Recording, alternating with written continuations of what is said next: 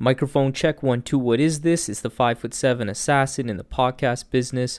My name is Rohan Patra. I am the rap music plug at your service. This is your one-stop shop to knowing what to add to your queue, play next, or pop into your record player. This is the QLC TV podcast.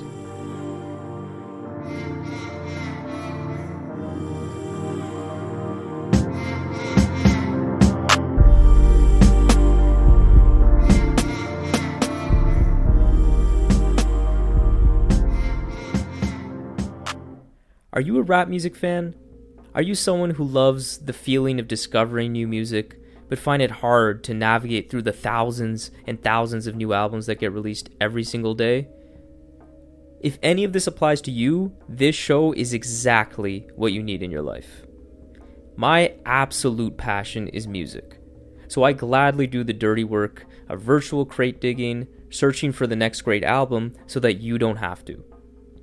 I am into all kinds of music, bringing you fresh album and song reviews and inspired commentary on all that the mainstream and underground rap scene have to offer. I live for this. Nothing makes me feel better than expressing my thoughts and feelings about music. But I've still got more on my mind than just music, so although the focus of the show is certainly rap, I will occasionally cover hot-button political issues from time to time. So that's enough compulsory podcast introduction. Let's get to the show. What is up, family? It is November 21st, 2020, and I am feeling a much needed sense of excitement as I record this 20th episode of QLC TV. It's been a really tough week for me personally, so this is making me feel incredibly grateful to have the opportunity to share this time with you and to speak about what makes a great duo in hip-hop as we tackle today's lead topic, FlySiifu's, a rap album by Siifu and Anakin.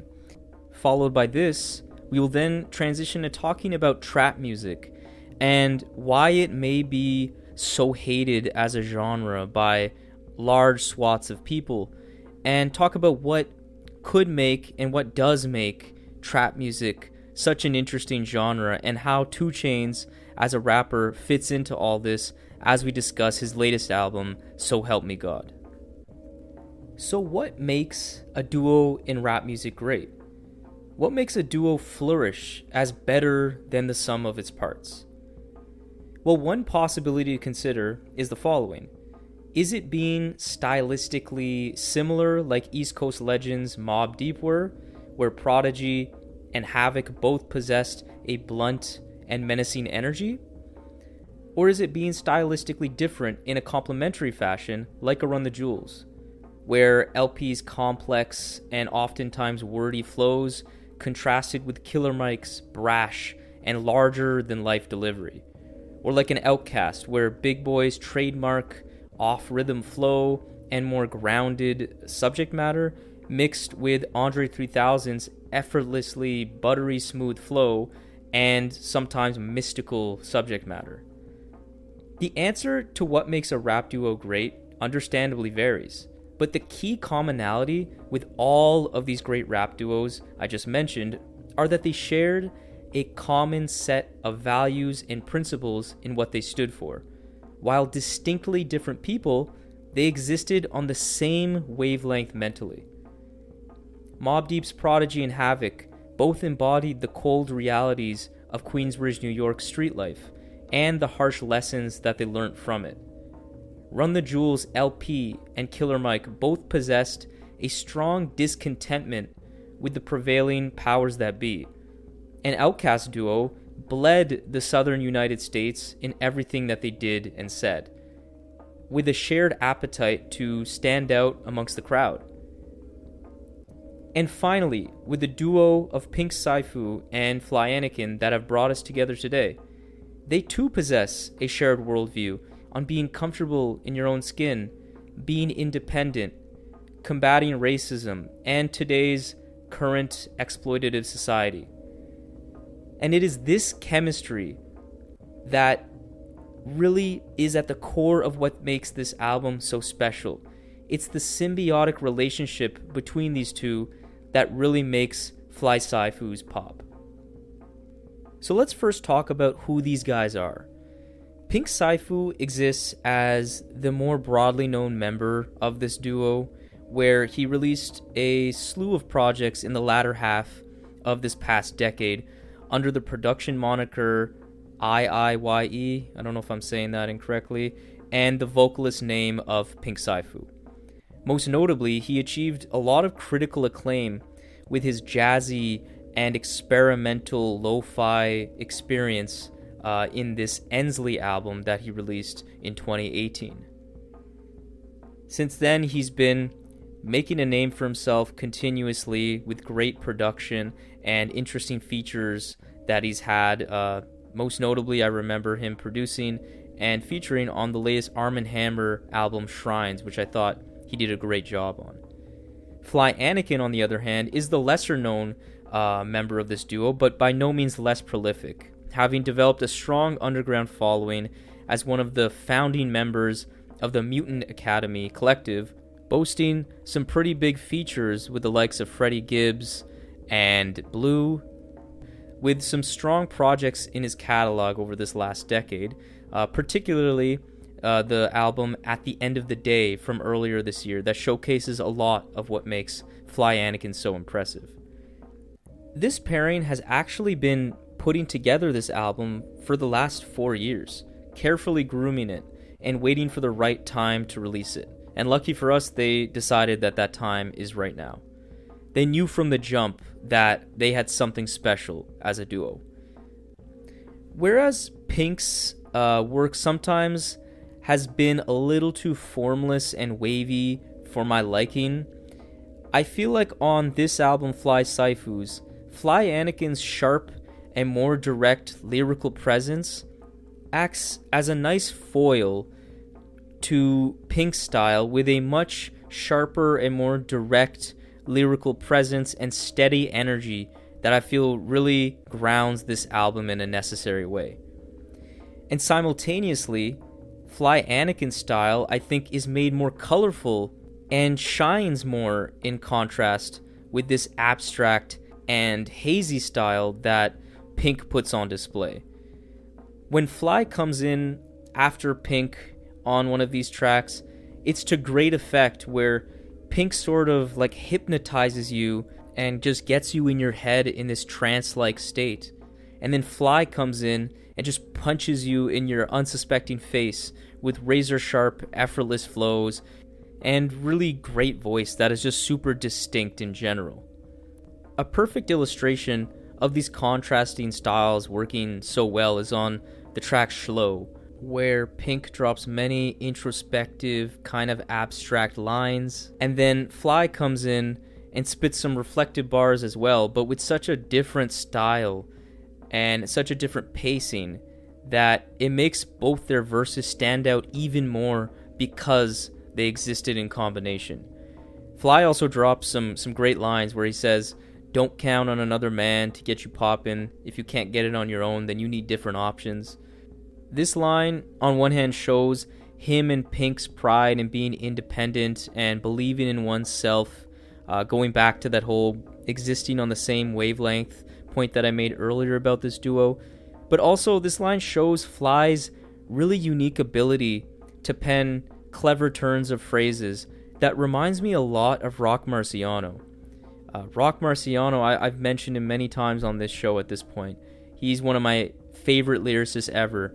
And they both, Rock and Fly, display this innate ability to say something very understandable and potentially very mundane and typical, but in a way that others haven't said it in the past. And by no means is this line that I mentioned blowing my mind or anything, but it's this accumulation of these subtle nuances in the way that a rapper says something that can differentiate them from the pack and adds a lot of character to their rhymes that just really draw me in. In my opinion, this isn't an album where the listener should be comparing which rapper washed the other on a track. Their styles exist on their own 2 feet, where Fly and Pink are being their unique selves and come off like they're just talking to the listener while chilling and smoking a blunt in this record shop known as FlySiifu's. And that now leads us to the kind of loose concept around this album and the subject matter of this album as well. The album follows this loose concept of FlySiifu's, which is a record shop that presumably Fly, Anakin, and Pink Siifu run, and you see reference to it in the various skits that are all absolutely fantastic, with a couple interludes sprinkled in too, with this beautiful singing by Fusi on the Creme interlude. It's not common that the skits are so much a plus on a rap album, which traditionally speaking tend to be annoying or even raunchy. Like if anybody remembers those 90s rap skits, like on a Biggie album, for example, where it just sounds like sex the whole time. There's none of that. There's actually really funny skits that are people like calling into this record shop, being pissed off their orders not being dealt with. Just really funny. Some just hilarious moments that add a nice cohesion and flow to the album and actually add to my enjoyment quite a bit. But as it relates to the subject matter, this album certainly touches on important topics, such as black empowerment, poverty, their upbringing, and racism as well. And it touches on all of these topics with such a casual wisdom that it makes it so easy to just soak in their thoughts on the world, on music, because it comes off so authentic and not self-serving in the slightest. This sort of effortless nature of this album is aided tremendously by the intimate sound of this record as well. And as an album, the 4 years of care this album received is absolutely made clear in just how well the vocals, the subject matter, mix in with the instrumentation in these beats. Because right off the bat, I almost feel dumb saying this because if you've heard this album, it's just so painfully obvious. But man, this album is smooth as fuck. The atmosphere these instrumentals give off is just so serene, so peaceful and calming. It's as if these instrumentals just flow in and out like water. There are absolutely buttery smooth jazzy instrumentals throughout, with some beautifully warm lo-fi mixing and textures that make it again feel very personal, intimate, like you're literally in this record shop hearing them spin it on vinyl over the store's speakers. I'll say that it is a great sign when a Madlib produced track, which is Time's Up on this album, while dope, doesn't sound worlds better than the rest of these beats. When I first heard it, I didn't even notice the Madlib beat, which is telling you a lot, because it's Madlib. Like, come on. The quality of all of these beats are just simply A1.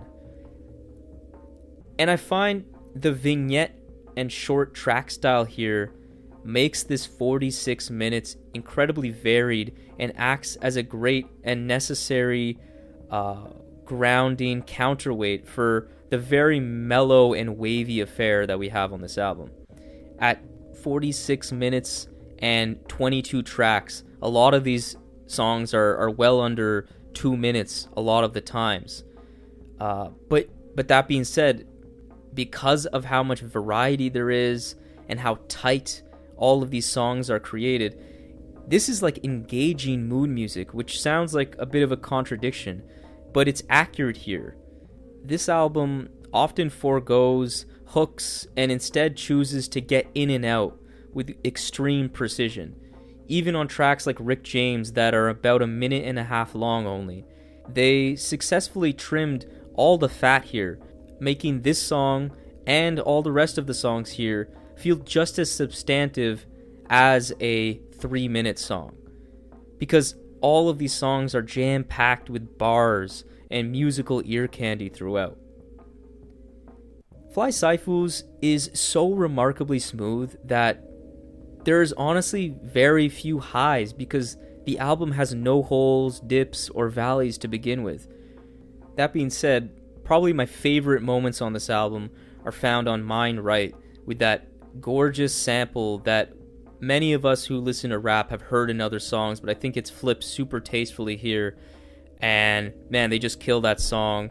Shlo is so introspective and calm and peaceful of a track. It just really comes off beautifully. The instrumental and just the rapid flow and energy on Rick James is just magnificent. Richard Pryor had this gorgeous sample that I just kept singing to myself time and time again when the song came on. The way they wrote over that was great too. And then there's the final track, Dollar and a Dream, where, in my opinion, Pink Siifu really shines here with such an impeccable flow, such intricate lyricism too. There's so many nice quotables. This is probably his best moment on the entire album, and it's just a really great way to end the project all over this really classy head nodder of a beat provided by Animos. There really is no flaws with this album. Literally, all I can say is that not every song on this album is amazing. Like, some are just good. That's it. That's the tweet. I'm sorry, I hate that. I hate that meme that's on the internet, but I just felt like saying it, whatever. I feel like overall, they absolutely achieved exactly what they set out to do with FlySiifu's. This album just feels so wholesome. Like you're in a smoky record shop, listening to two guys with great taste in music talk to you about some shit on their mind. So, if you can't tell by now, I really love this album. I would recommend this to anybody who's into jazzier hip-hop, who are already plugged into the underground scene. This is that kind of style of music at its finest, and I give this album a strong 8.5 out of 10, which means this is an instant add to queue, instant play next, instant cop. Doesn't matter if you haven't heard these guys before. Anything above an 8 on this show means you gotta check this out right now. You will not be sorry. Cannot recommend this enough. This is a really nice, relaxing listen, but still gives you a lot of substance as well. And I love it so much. I got it coming in as a vinyl, double LP, orange colored vinyl. Can't wait to spin this. And I even got the really dope like green work shirt merch they got. All this is to say, you need to check this album out. It is fantastic. So now I'm going to move on to discussing trap music, which is often one of the most overly hated genres in music today. And I do think the volume of bad trap, the sheer amount of bad trap that comes out, is definitely very high. But in my opinion, that's more to do with the natural cycle of garbage artists wanting to just make a quick buck using a clearly popular style of music to do so. This has been done with other genres of music. Trap music is absolutely no different. So I don't think there's all this horrible trap music out there because of some inherent problem with this style of music. Because trap's often violent and gutter roots can lead to some truly explosive stories of harrowing brushes with death, for example, that can be very intriguing. It can lead to some unique commentary on the life in these communities. And it can lead to some captivating come-up stories that can lead to understandably over-the-top displays of luxury and success. The latter is the lane where I think Chainz mostly has found himself in, where he has developed a unique persona of being a fun, charismatic, funny dude that makes trap music. 2 Chainz' first appearance in the rap game came in the 2000s, where he was a member of Playaz Circle under the name Titty Boy, which was a moderately successful southern rap group that got him some fame, some shine. However, it was finally in the 2010s where he finally made a name for himself as a solo artist under the new name 2 Chainz, with commercially successful albums and big name collaborations with the likes of Kanye West and his Good Music crew. For me personally, 2 Chainz really started to pique my interest in 2017 with Pretty Girls Love Trap Music, which was part of a really creative rollout with this pop-up pink trap house being built in Atlanta to complement the album. And this wasn't the first time that he showed this unique penchant to put a lot of care into how his albums were presented and marketed, as he had a cookbook sold alongside his Boats 2 album, which was released before Pretty Girls. He even had none other than LeBron James, A&R, and promo Rapper Go to League from 2019, which led to one of the funniest meme videos of LeBron dancing in the studio to this hilarious shitty beat being made in the background. If you're on the internet at all, you've probably seen this video. But I say all this to compare these past rollouts with the rollout of So Help Me God that we have today, which pretty much didn't have a rollout at all. And this really makes me feel like this album was just thrown out into the ether for no rhyme or reason. My main problem with 2 Chainz's So Help Me God album is that it's just way too derivative. And 2 Chainz can do much better than this. Chainz has always been a mainstream artist in that mainstream lane of trap music.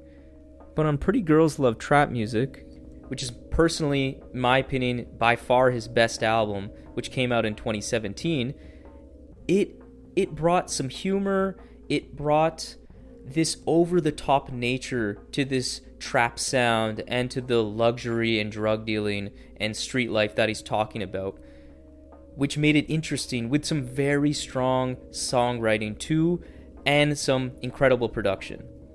And although I wasn't as hot on Rapper Go to the League, which came out in 2019, there was some maturity coming from 2 Chainz as a man and some growth in the lyrics, along with some detours into genuine boom bap like on Threat to Society, which was fantastic, and the experimental Kendrick-assisted banger on that album as well, that worked exceptionally.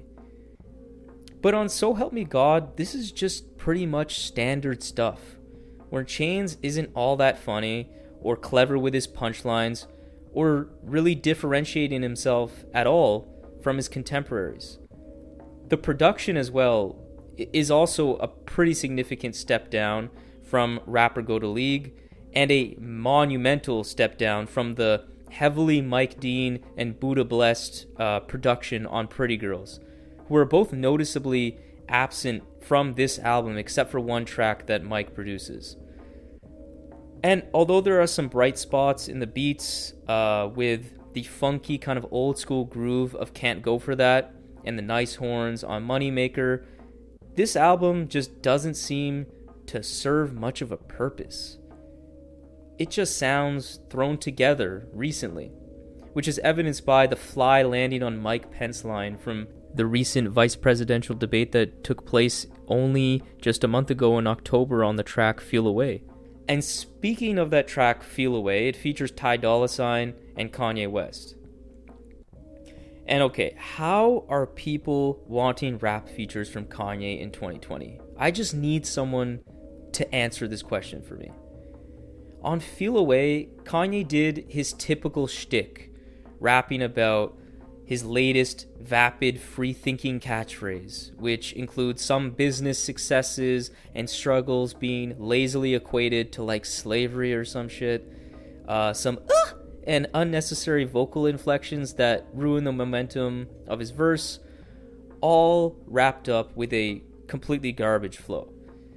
He hasn't really had a good feature verse, a truly great feature verse, since What Would Meek Do off of 2018's Daytona by Pusha T, where funny enough, he actually commits the majority of these cardinal sins that I just referenced a moment ago, except he did it as part of his tail end, I guess you could say, of his prime that he had been on for the better part of the last decade. Like, obviously he wasn't in his peak, but he still had that Kanye magic that unfortunately has completely run out. Still, this album is definitely competent, with some somewhat catchy flows for the most part, pretty okay hooks, and definitely decent beats. There's just nothing outstanding, and that's just what I find very disappointing. Because 2 Chainz has made some good music in the past, and he's actually a good rapper. And if you don't believe me, if you just want to box him in as some mumble rapper or some useless trap artist, you're just 100% wrong. Listen to his Run the Jewels feature on RTJ4 earlier this year, or Burglar Bars off of Pretty Girls Like Trap Music, or Threat to Society off of the last album, Rap or Go to League. He can rap, and there's just really no question about it, and it's just unfortunate that we don't get to see a lot of that talent on display. So Help Me God is kind of like a tale of two halves, in that the first half is much more club friendly and was definitely the weaker side of this album. There definitely is a lot of value in a 2 Chainz club song, a radio friendly track. He's great at that, but there isn't really some great hooks, great beats, great rapping performances, funny, charismatic flows that make any of these songs stand out at all.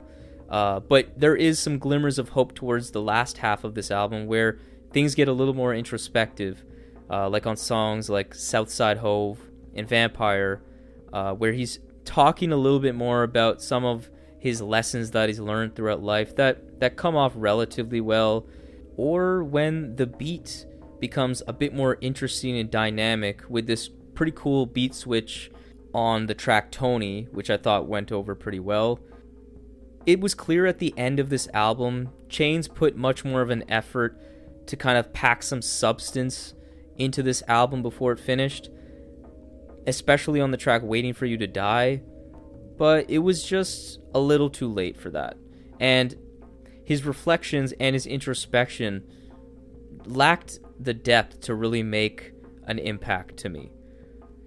So to wrap this up, this album didn't have too much that was really bad or atrocious, but it had pretty much nothing that was genuinely great. And that's disappointing for an artist of 2 Chainz' caliber. I think he can do a lot better than this. I think this is good if I heard it in the club. This is nice club background music. Everything is passable enough to where I could be fine with it as I have conversations with others or go dance or whatever in the club. But I have to say that this is a significant step in the wrong direction for 2 Chainz, who I thought was really on a good trajectory ever since these last 2 albums. I thought he showed a lot of promise to really deliver an even better album than those. But this is just clearly not it. And I give it a very mediocre 6 out of 10. So anything in the 6 to 6.5 range. At this point, buyer beware. If you are a big fan of 2 Chainz, I say still give this a chance. If you really love Chainz, you'll probably still enjoy this much more than I did. But for anybody who's not a big 2 Chainz fan, you may very well be disappointed by this record. So check this out at your own risk. So this concludes today's episode of QLC TV. I hope this helped you understand what music to check out or stay away from. And now that I've spoken, it's your turn to make your voice heard. So let's keep in touch.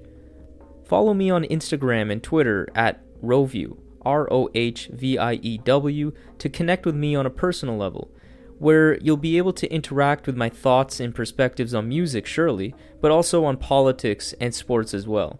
Stay up to date with all things QLC TV by following us at QLC TV Podcast on Facebook. And lastly, I've started a TikTok. But don't worry, there will be no dancing, I assure you. Instead, I intend to give you some fun, bite-sized micro album and song reviews, as well as some other miscellaneous perspectives on music as well. You can find all of this information on how to stay connected by clicking the link that's in the episode's notes. So that's all for today. Talk to you soon. Peace.